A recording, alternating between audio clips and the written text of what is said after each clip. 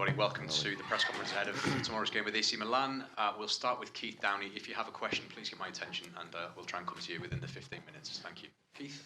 Hi, Eddie. Nice to see you.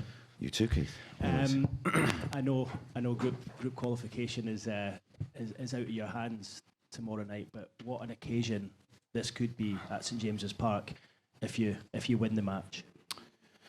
Yeah, I think we're very positive going into the game. I think, as you say, it's got all the hallmarks of being a very special night. I think all we can do, quite predictably, is try and win the game and try and give our best performance, and that we'll give everything to try and do that. Your home form has obviously been a lot different to your away form of late, so I guess you'll be pleased, relieved that this is at home. Could the supporters be the extra player for you and help get you over the line? Well, they have been for us this season for sure, and we're going to need every voice, every person can make a difference tomorrow. I think it's one of those nights for us. We need to create the atmosphere that has been befitting, really, of our home form. The supporters have never let us down at home. I think they've been incredible. They've really driven us on, especially when there's been some tight games, and we've been working as hard as we do in the matches. They've given us the ability to keep going, and we're going to need that tomorrow. I feel like a broken record asking you about injuries, but our cameras were at the training session this morning. Obviously, with just a one. What did you see, Keith? I saw some players walking around and then doing a few stretches. So it probably wasn't a training session, but there was no Anthony Gordon, no Martin Dubravka, and no Sean Longstaff. Should we read anything into that? Yes and no. You can read whatever you want into it. Yeah, we're 2 days after a game, so we're obviously trying to manage players. Yeah, and we'll see who's fit for tomorrow. I've just given you nothing there, have I? Lee and then Chris. Eddie, famously Newcastle against Feyenoord under Bobby Robson got through in the last game. Can you use that game as a bit of history to inspire you for this one? Yeah, I mean, anything that helps us. So I think being under lights here is always very special. But under lights, Champions League, with something to play for and with everything to gain. I think that's got to be our way of looking at it. I think before the Paris game, I think we'd have definitely taken this position. Of course, it could have been very different, but we are where we are and the position that we're in. And I think we're looking forward to trying to improve on our last two performances. So I think the lads are very focused. Just on the goalkeepers, I mean, obviously Nick Pope's out now, but you still got three keepers. Is there a chance you could rotate goalkeeper, or is it three players pushing for that one position? Yeah, it's not really a position I want to rotate, to be honest. I think every team benefits from having a settled goalkeeper, a settled back four. That's always been my way of working with my defensive structure. But yeah, let's see what tomorrow brings. Just finally, I've heard some sort of observers say, it's probably wouldn't be a bad thing if Newcastle went out of Europe. Knowing you're very positive, you're not going to subscribe to anything like that, I guess. No, not at all. We're desperate to stay in this competition first and foremost, and if we can't, then stay involved in Europe. We worked so hard to get into this position in the first place. We gave everything last year to try and achieve European football. We don't want to give it away lightly. So, no, our intention on behalf of me, the players, the coaching staff, is to do everything we can to try and win the match. Chris Wolf. Hi, Eddie. You mentioned that after Paris, before Paris, you would have taken this position, but at the start of the group stage, when you were the fourth seeds going into what everyone's called the group of death, if you'd been given the opportunity going into the final game to go through, would you have taken that at that stage?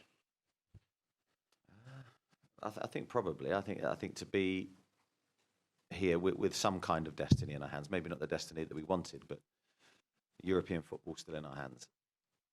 I think, I don't want to be perceived to be negative, but I think we'd have taken that, and I think that's how we have to think now anyway. I don't think thinking anything other is helpful. So we can control what we can control. We can control our performance tomorrow. We can give everything we can to try and win. We respect our opponents. I think they're a very good team. I think they showed us that in Milan. I actually thought we played really well. I thought they played really well too, and it was quite an open game with lots of chances. And in terms of the team, that was obviously your first game in the Champions League this season. How do you think the team has come on since then and learned in this competition? Obviously, you've had a lot of injuries, but in terms of progressing into the tournament. Yeah, maybe the team and the squad hasn't progressed in the way that we would have wanted, purely from the fact we haven't seen a lot of the players since. So, but we say time and time again, we're not moaning about the situation. We faced the situation that we've been in, I think, strongly, and that's all we can do. It was great to have 2 players back on Saturday. That gave us a huge lift, and their performances when they came on gave us a huge lift. So, yeah, we're going to the game confident. Just finally on that front, have you got any other players who could be back for this match other than the ones that were mentioned before? I'm not sure. Luke Edwards? How have you enjoyed the Champions League? I've really enjoyed the Champions League. But there is a slight but, because I don't think we've been able to maybe have the freedom to attack the competition maybe like we would have liked to have done. So I'm not going to go back to the subject we just spoke about, but I think that's my only feeling that I'm left with, which is negative. I think that the tournament itself is special.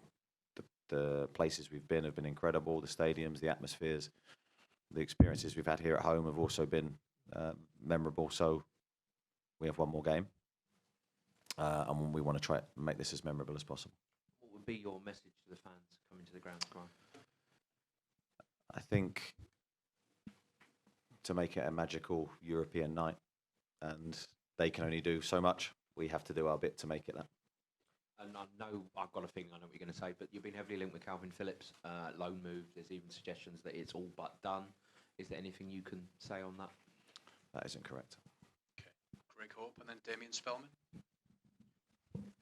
Eddie, is there almost a feeling that you've got 2 teams at the moment, the team away from home, who look depleted, who look injured and, depleted number, but the team at home, who almost look as if the injuries are a strength in a way, that collective resolve, and there's a newfound spirit that almost look energised at St James's? Do you feel as if you've got 2 different teams at the moment? No, I don't feel that way. I think that might have looked that way the last couple of games for sure, and we have to take responsibility for that. I think the last 2 games have happened for different reasons. I won't go into that now because I want to focus on what's ahead. But I don't doubt the character of the players that we've got. The character is there, the spirit's there, the intention is there to do well away from home. But that can wait for another day. That worry. Tomorrow we just have to focus on a home form and a performance against Milan. Just last one, a direct question: is Martin Dubravka fit for tomorrow? That is slightly unclear. Damien? Hi, Eddie. Eddie, given the fact that the club hasn't played in this competition for a long time, or Europe at all for a long time, the group you were drawn into and the problems you've had, how big an achievement would it be to get out of this group? Yeah, I think it would have been an incredible achievement if we can do it. But there's so many twists and turns that could happen that we can't transport ourselves there. All we can look to do is try and win the game. I know that sounds a little bit dull for your headlines, but it is the reality of where we are. So we have to get our focus right. We can't be distracted by what's happening elsewhere. We just have to perform as well as we can. Okay, Jimmy, right in the back, please.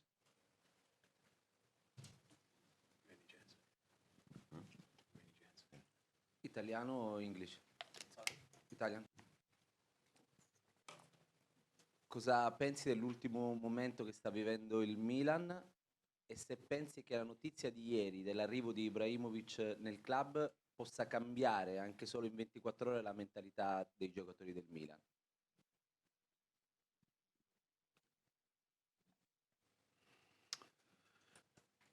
Yeah, I think Milan watched a lot of football in the preparation for this game, and I think they're a very dangerous team, and I felt that before the first game. I think having that game was a real benefit for us because I think we learned a lot about ourselves in that first match, but also about Milan. So I respect the coach who's done a very, very good job, and they've got some top players. So, yeah, Ibrahimovic, he can't play, thankfully, tomorrow. So we're just focused on the team that we're going to face. Just round to Martin Hardy in the middle.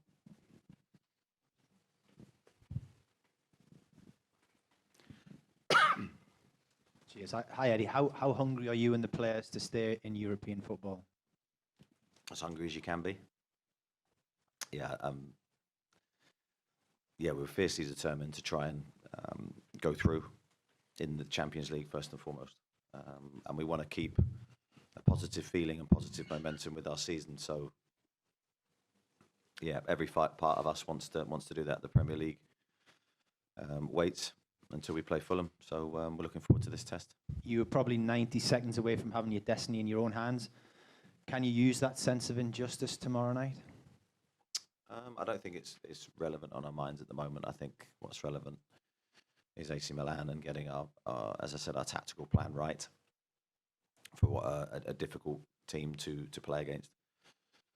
And then, of course, closer to the game, we might look at one or two things psychologically and try and help the players in any way we can.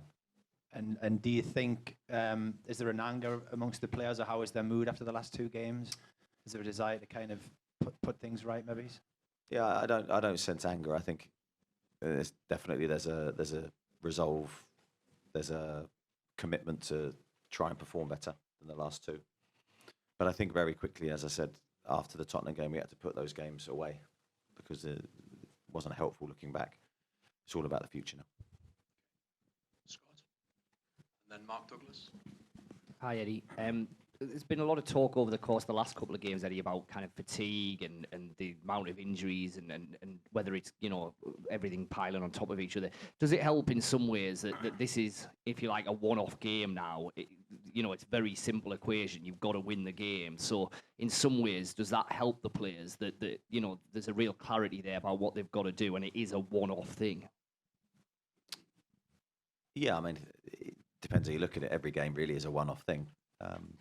But of course, this is a cup competition, and this is the last game of the group stage. So I think we'll have finality on where we are. So I think that fatigue's a difficult thing. That's been well documented, and the amount of games and the amount of injuries we've had. We've tried to stay away from that as best we can. We've just tried to focus on playing and keep our minds relatively free from things we shouldn't really be talking about. I think the players have done very well to handle that. Yes, our last two performances haven't been where we want them to be, but yeah, we've got to come out all guns blazing tomorrow. Mark Douglas. Eddie, there's been a bit of talk about Kieran Trippier, who's obviously probably not had his best two games in the last two. You know what a class act he is. Presumably, he's been so good in Europe as well. Presumably, you'll back him to get back up to the heights tomorrow. Yeah, he's been outstanding, I think, for such a consistent time, both in and out of possession. When he plays well, our team tends to play much, much better. So he is a key part of what we do in every way. So, of course, I back him. He's an outstanding individual. And Sean Longstaff coming back into the team. He's played so well in Europe when he's been fit and been there. Is he somebody you're considering bringing back in from the start tomorrow? Of course, he's a consideration, but we have a lot of information to digest, not just with him, but with Callum as well, to making the right decisions for them, the team.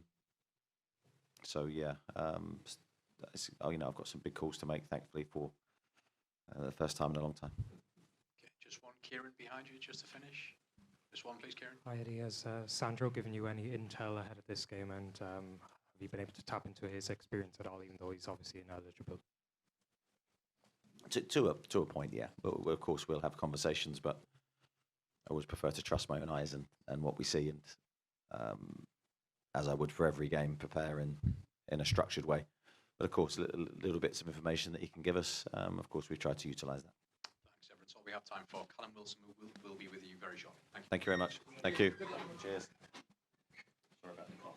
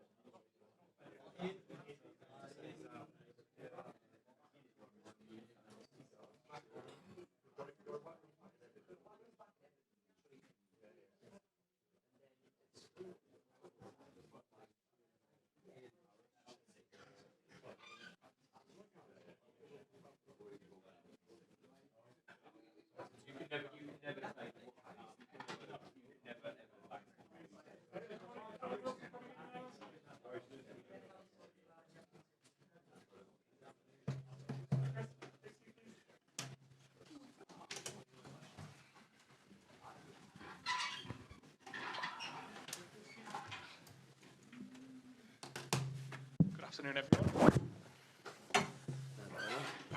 Keith, we'll start with you when you're ready. Callum, nice to see you. Nice to see you. You've been missing, obviously, the last few weeks. You're back in the nick of time for this one. Can you just give us an idea as to how difficult it's been for you, especially watching the team when there's been so few options for the manager, and how pleased you are about being back ahead of this game? Yeah, it's been frustrating, as it is whenever you get an injury, really. For myself watching on, we had some great results during that time, so it was nice to see. Also some defeats as well, so you have to play your part off the field as much as you can and try and get the boys up for it. Keep good energy around the place, be positive, whilst also focusing and working on your own rehab. And delighted to be back. You work hard, especially to come back for big games like we've got coming up. And Tottenham was one of those on the weekend, and we've got a big one in Milan. I think I know the answer to this, but are you ready to start tomorrow? Of course, born ready. I think you work so hard during your rehab that you can get back and tolerate any load and demand that's put on you. And I feel I'm in a very good place right now. The manager was just speaking a moment ago, and he's urged the supporters to make it a magical night at St James's Park. Does it have the feeling of that? Will the supporters play a big part for you guys tomorrow night, do you think? Yeah, they always do. I think the Paris game, I sat up in the stand watching it, unfortunately, but the atmosphere I got to take in and absorb, and we scored the first goal, and I think that's what helped elevate our performance again and get more. And it definitely played a part in that night, and I'm sure with a big game in Milan, they'll play their part again as well. Go to Lee and then Damien, please. Hi, Callum. Is this probably the biggest game of your career? Because I know you've obviously came right through the divisions. Is this probably the top of the list? Milan at home? Yeah, I guess it's up there, in terms of club football, definitely. Playing Champions League is what you always dream about as a kid, and then having the opportunity, if things go the way that we want them to go on the night, to qualify, would definitely be up there as one of the best in my career. And we always talk to you about getting further up the goal scorer chart. Have you got a new target in your head now, because you've obviously gone past some big names since the last time I spoke to you? Yeah, I mean, for me as a striker, every time you step on the field, you want to score a goal. And then whilst I'm at the club, there's the second place to try and achieve.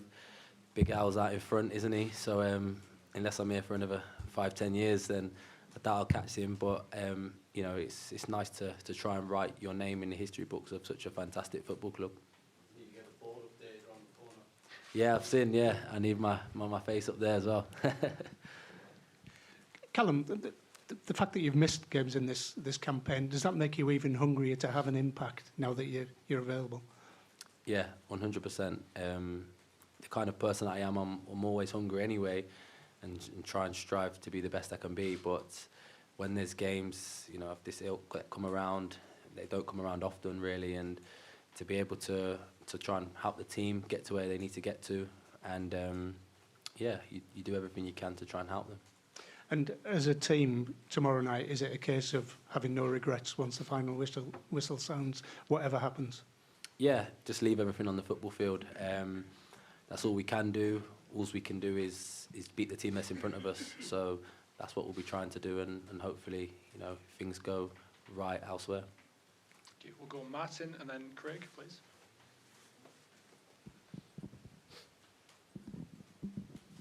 Hi, Callum. Your journey might be the furthest getting from the likes of Kettering and Tamworth to here. Did you always see the Champions League at the end of your rainbow, if you like? Yeah, it was the one thing that personally I thought might have passed me by. I joined Newcastle and knew that they had the potential to be a huge football club. But I always classed it as a sleeping giant, really. We was in relegation battles and things like that. And once the takeover happened, we've added quality to the squad, and we've got ourselves into this kind of position. And I've been able to achieve that dream, along with a lot of other players that might not have had that same opportunity as well. So can you describe what it's like when you come out and the music's playing, and how far it is from the likes of, no disrespect, Coventry and Tamworth?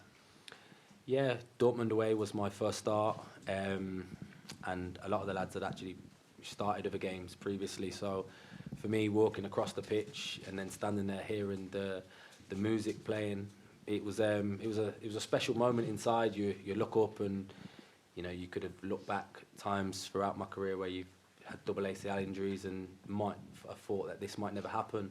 So you try and grasp the opportunity with both hands, and unfortunately things didn't go our way on that night, but we've got another opportunity. And how hard will you fight to stay in this competition? Yeah, like I say, we'll leave blood, sweat and tears out there. It's what we do every time we step over the white line, and for us as a football club, it's about having no regrets, and we have an opportunity, like I say, in front of us that all we can do is focus on Milan. Callum, the fact you sat there now in front of us, is that a clue? Are you starting tomorrow night? Your guess is as good as mine, buddy. I don't know. I got asked to do it yesterday. And yeah, we've not been for any teep shape and stuff like that, so I wouldn't be able to tell you that. Are you hoping to good omen though? Aye, well, I've worked hard to get fit. Like I said earlier, you feel like you're in a good place. And if called upon, I'm 100% ready. And the manager's just said to us there, it's unclear whether Martin Dubravka will be fit tomorrow, which just seems like the latest twist in the club's injury saga. You've probably seen more of Loris Karius than us. Mm-hmm. Is he ready? If he's got to come in, he's probably got more Champions League performances and pedigree than most, I suppose. Exactly. So, you said it for yourself there. All our goalkeepers, really, even Mark Gillespie, people that you don't get to see as much of. They're all top keepers. They all give you a run for the money in training when you're doing your finishing practice and stuff like that. So whoever is in between the sticks, I'm sure that they'll be more than capable. We've got Scott and then Kieran. Callum, Eddie was saying before that if there has been a frustration about the Champions League kind of journey, it's that there's been so many changes and there's been so many obviously injuries and everything that the team hasn't really been able to grow in the tournament because it's been a different side every game and there's not really been that progression. Is there any sense that it would be great to keep this journey going in the second half of the season, just so hopefully by then you might actually be able to get a settled team and be able to actually attack the tournament kind of game by game in the latter stages and grow into it in the way that you maybe haven't been able to in the group stage? Yeah, I mean, there has been a lot of rotation, and beginning of the season we had great depth within the squad. Throughout the season, things happen, injuries happen. We've not really got that as much at the moment, but of course we'd like to carry our campaign on as long as possible. It's a fantastic journey that we're on, and it's in our hands to try and get a result tomorrow night. Hi, Callum. Given all the challenges you overcome as a kid, as a player, what would it mean for you to score your first Champions League goal and fire Newcastle into the last 16? Yeah, it would be an amazing moment in my career. I think, I personally believe it hasn't come yet because it's waiting for a special moment to happen. And what a story it would be if it's the winning goal tomorrow night. Do you feel like you can inspire people to never give up? Yeah, of course, I hope so. As a professional, you try and become a role model, especially having young children. My son looks up to me as well. So I think as a player, you try and give everything you can and hope that people watching on see the journey that I've been on. And throughout that, there's so many twists and turns that's happened. So yeah, the moral is never give up, really. Go to Oscar down the front, please. Callum, your interview after the Tottenham game caused a bit of a stir with your comments about Pickford and the Tottenham goalkeeper. Do you stick by them, and I assume you won't be mocking AC Milan players if you seal qualification tomorrow night? No, I mean, I got asked a few questions. I didn't intend to offend anybody or mock anybody. I just spoke about the situation, handbags and frustration as you do on the pitch, and like I said straight afterwards, we're grown men and it's forgotten about. Okay, thank you very much, everyone. Thanks, guys. Thank you. Cheers.